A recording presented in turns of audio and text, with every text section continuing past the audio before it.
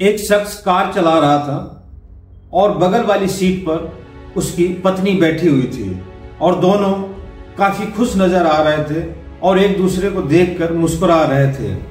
तभी थोड़ी देर में पति बोलता है कि बेबी मुझे पेशाब लगी है और क्यों ना मैं पेशाब कर लूं। तभी उसकी बगल में बैठी पत्नी कहती है कि रात का वक्त है, कहीं पर भी साइड में गाड़ी लगाओ और उतर कर जाकर पेशाब कर लो। तभी वो शख्स कहता है कि ठीक है बेबी, और उसने कुछ ही दूर जाकर गाड़ी रोड के किनारे लगा देता है और गाड़ी से उतरकर सड़क पर आके किनारे पर वो पेशाब करने लगता है। और पेशाब करके जैसे ही वो पलटता है तभी कुछ वहां पर गुंडे बदमाश आ जाते हैं और उस शख्स पर हमला कर देते हैं। जैसे ही गाड़ी पर बैठी पत्नी की नजर अपने पति और गुंडों पर पड़ती है तो पत्नी भी गाड़ी से उतरकर नीचे आ जाती है। तब तक उन गुंडों ने उस शख्स को काफी पीट दिया था और उसके हाथ पर चाकू भी मार दिया था, जिससे उस शख्स के हाथों से खून बहने लगा था। पत्नी को ये सब देखा नहीं गया और जाकर उन गुंडों से भिड़ जाती है और उन गुंडों से अपने पति को बचाने लगती है। इसी दौरान उन गुंडों ने उस शख्स को तो छोड़ दिया, लेकिन सभी गुंडों ने उसकी पत्नी के ऊपर ताबड़तोड़ हमला करना शुरू कर देते हैं। और जब पत्नी की हालत बहुत ज्यादा खराब हो जाती है तभी गुंडे, महिला ने जेवर पहन रखे थे, वो जेवर भी छीन लेते हैं और उस शख्स से कैश भी छीन लेते हैं और छीन कर मौके से भाग जाते हैं। तभी वो शख्स तुरंत पुलिस को सूचना देता है और जैसे ही पुलिस वहां मौके वारदात पर पहुंचती है तो पुलिस को रो रो कर पूरा अपना हाल बयां करता है। तभी पुलिस आनन फानन में तुरंत इन दोनों को अस्पताल में एडमिट कराया जाता है और जैसे ही इन दोनों को डॉक्टर उपचार के लिए देखते हैं तो डॉक्टर उस महिला को यानी कि उस शख्स की पत्नी को मृत घोषित कर देते हैं और इस शख्स की इलाज करना शुरू करते हैं। जैसे ही उस शख्स को पता चलता है कि मेरी पत्नी अब इस दुनिया में नहीं रही, मर चुकी, तभी वो दहाड़े मार मार कर रोने और चीखने लगता है और छाती पीटने लगता है कि मैं बर्बाद हो गया, मेरा तो सब कुछ लुट गया। तभी पुलिस उस शख्स को सांत्वना देती है और कहती है कि हम तुम्हारी पत्नी को तो नहीं बचा पाए, लेकिन तुम्हारे पत्नी के अपराधियों को हम नहीं बख्शेंगे और अपराधियों को हम पाताल से भी ढूंढ निकालेंगे। और पुलिस इस हत्या केस की गुत्थी सुलझाने में जुट जाती है और जैसे ही इस हत्या केस की गुत्थी सुलझती है और सामने हत्यारों के नाम निकल कर आते हैं तो जिन जिन लोगों ने इस हत्याकांड को सुना तो वो हैरान रह गए कि आखिरकार ऐसा भी हो सकता है। तो पूरी खबर को जानने के लिए आप वीडियो के अंत तक बने रहें। तो आइए जानते हैं पूरी खबर को विस्तार से। आदाब, नमस्कार, मैं हूं मुबीन खान। आज की जो सच्ची घटना की कहानी है वो है पंजाब के लुधियाना की। रात का वक्त था, एक रेस्तरां है बी मैक्स रेस्तरां, चारों तरफ लाइटें जगमगा रही थी और एक टेबल पर खूबसूरत जोड़ा बैठा हुआ था, यानी कि कपल बैठा हुआ था और वो कपल हस्बैंड वाइफ थे। हस्बैंड का नाम अनोख मित्तल था और उनकी पत्नी का नाम मानवी मित्तल उर्फ लिप्सी था। ये दोनों हस्बैंड वाइफ बहुत ही खुश नजर आ रहे थे और एक दूसरे को देख देख कर मुस्कुरा रहे थे। तभी अनोख मित्तल अपनी पत्नी मानवी मित्तल से कहता है कि बेबी बताओ क्या ऑर्डर करें, क्या खाना खाओगी। तभी मानवी मित्तल कहती है कि जो आपको पसंद है वो मंगा लो। तभी अनोख मित्तल कहता है कि नहीं बेबी, जो तुम कहोगी वही ऑर्डर देंगे, तुम अपनी पसंद की डिश का ऑर्डर करो। तभी दोनों में बात तय होती है और वेटर को बुलाकर ऑर्डर दे दिया जाता है।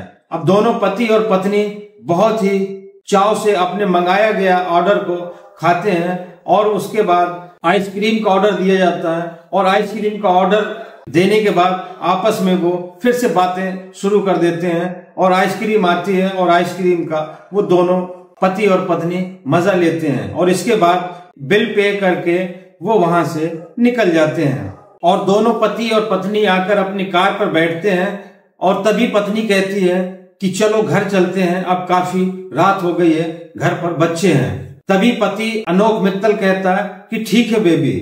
लेकिन ये दोनों पति और पत्नी जितना खुश नजर आ रहे थे, इनको शायद नहीं पता था कि आने वाले वक्त में इनके साथ क्या होने वाला है। जैसे ही ये पति और पत्नी उस रेस्तरां से निकलते हैं और जैसे ही डेलो बाईपास के पास आते हैं तो पति को पेशाब लगती है और वो पेशाब करने के लिए जैसे ही वहां पर गाड़ी रोकता है और उसके कान पर मोबाइल फोन लगा होता है और जैसे ही वो पेशाब करके फ्री होता है वैसे ही कुछ गुंडे बदमाश आकर उन पर हमला कर देते हैं और उनको बुरी तरह घायल करते हैं और उनकी ज्वेलरी और पैसे लेकर वहां से फरार हो जाते हैं। अब ये मामला पुलिस तक पहुंचता है। पुलिस दोनों को वहां से अस्पताल पहुंचाती है और अस्पताल में ही डॉक्टर उस महिला मानवी मित्तल को मृत घोषित कर देते हैं। अब पुलिस के लिए ये बड़ा ब्लाइंड मामला था क्योंकि रात का वक्त था, जगह सुनसान थी, कोई ऐसे एविडेंस और कोई उनको सबूत नहीं मिल रहे थे जिससे वो अपराधियों तक पहुंच सके।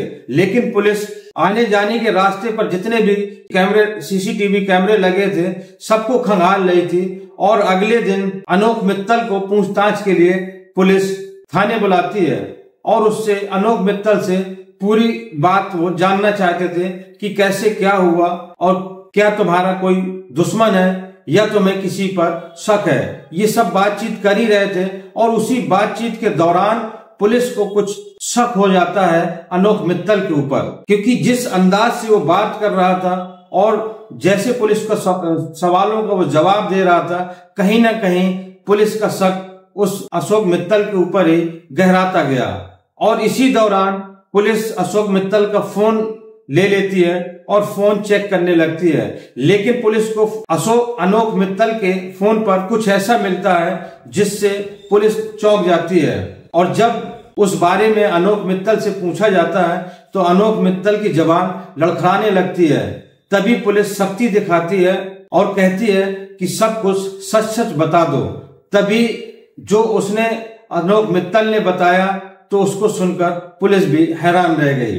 अनोख मित्तल कहता है कि मैं एक बिजनेसमैन हूं और मेरा बैटरी का कारोबार है और मेरे यहाँ कई वर्कर काम करते हैं और उनमें एक लड़की है प्रतीक्षा जिसकी उम्र लगभग 24 साल है और उस प्रतीक्षा से मुझे इश्क हो गया। दरअसल जब वो काम करने के लिए आई तो मेरा दिल प्रतीक्षा के ऊपर आ गया और मैंने उससे दोस्ती कर ली और दोस्ती धीरे धीरे प्यार में बदल गई और प्यार हम दोनों को बिस्तर तक ले गया और हमारे शारीरिक संबंध भी बन गए और हम दोनों एक दूसरे को बेहद चाहने लगे।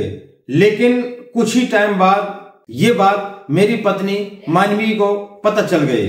दरअसल हमारी शादी आज से 12 साल पहले हुई थी और ये जो लड़की है प्रतीक्षा ये तकरीबन 1.5 साल पहले हमारे यहाँ काम करने आई थी और हमारा तकरीबन 1.25 महीने से उसके साथ में चक्कर चल गया था। और जैसे ही इस बात की भनक मेरी पत्नी को लगी तो वो मुझसे झगड़ने लगी और हमारे बीच आए दिन झगड़े होने लगे, जिससे हमारा शादीशुदा जीवन बर्बाद होने लगा था। लेकिन मैं किसी भी कंडीशन पर प्रतीक्षा को छोड़ना नहीं चाहता था, यहाँ तक कि हम दोनों ने शादी करने का भी फैसला कर लिया था। लेकिन पत्नी मानवी मित्तल के होते हुए हम ये सब कर नहीं सकते थे और ना ही मैं उससे शादी कर सकता था और ना ही मैं उससे दूर रह सकता था। इसीलिए मैंने प्लान बनाया कि अगर मुझे प्रतीक्षा से शादी करनी है तो पहले मानवी मित्तल को हटाना पड़ेगा। और मैंने योजना बनाई और कुछ गुंडों से बात की और उनको मैंने अपनी पत्नी मानवी के मारने के लिए एडवांस भी दे दिया। लेकिन ऐसा मैंने 2 बार किया और दोनों ही बार वो गुंडे मेरा पैसा लेकर भाग गए, लेकिन मानवी को नहीं मारा। फिर मैंने एक और से कांटेक्ट किया, गुरमीत से, क्योंकि गुरमीत को मैं जानता भी था और उससे पहले ये मेरे यहाँ काम भी कर चुका था।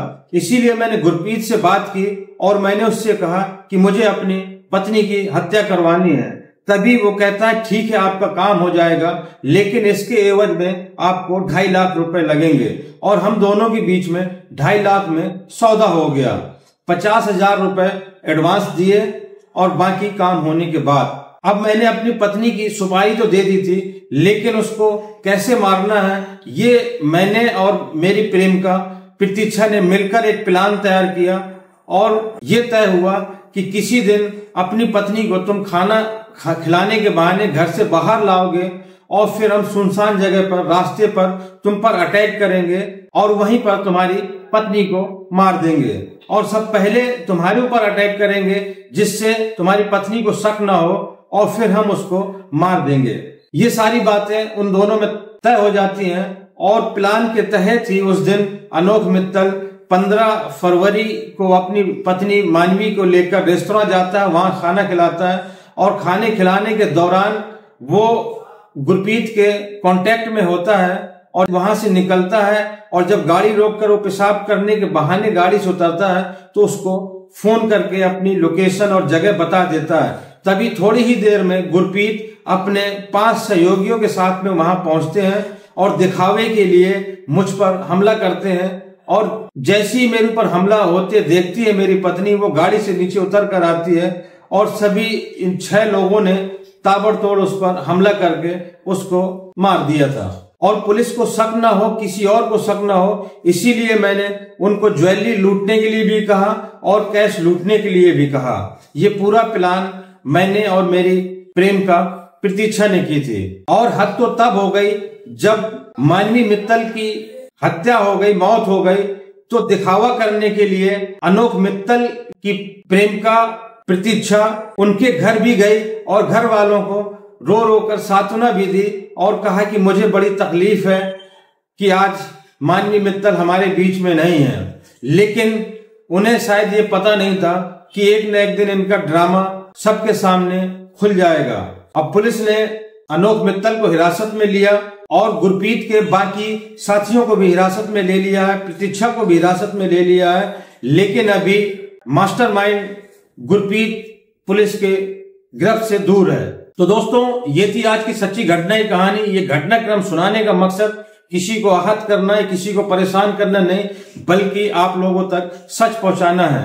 तो दोस्तों, कैसा लगा ये आपको वीडियो? अगर वीडियो आपको अच्छा लगा हो तो ज्यादा से ज्यादा लाइक करें, सब्सक्राइब करें और अगर फेसबुक पर देख रहे हो तो पेज को फॉलो करें और कमेंट देकर अपनी राय जरूर दें और ये भी बताएं कि आप ये वीडियो कहां से देख रहे हैं। तो मिलते हैं अगले वीडियो में नई कहानी के साथ। जय हिंद।